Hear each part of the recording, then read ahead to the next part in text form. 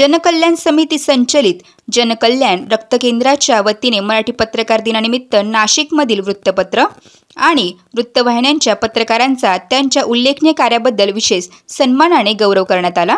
कार्यक्रमात संस्थेचे कार्यवाह शैलेश पंडित यांनी थॅलेसिमिया या आजारावर जनजागृतीची गरज व्यक्त केली।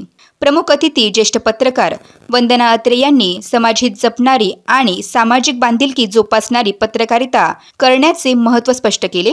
कार्यक्रमात विविध माध्यमांच्या पत्रकारांचा सन्मान करण्यात आला। यामध्ये वेद न्यूजचे कमलाकर तिवडे, लोकमतचे सुयोग जोशी, दिव्य मराठीचे मदन सिंह राजपूत, महाराष्ट्र टाइम्सचे रमेश पडवळ, जी24 तासचे योगेश खरे, एबीपी माझाचे मुकुल कुलकर्णी, 9 न्यूजचे योगेश सोनवणे यांसह अनेकांचा समावेश होता। या सोहळ्याला नाना फडके, गोविंदराव यादरी, मदन भंदुरे आणि विनय सौचे यांसारखे मान्यवर उपस्थित होते। वेद न्यूजसाठी प्रतिनिधी कमलाकर तिवडे, नाशिक।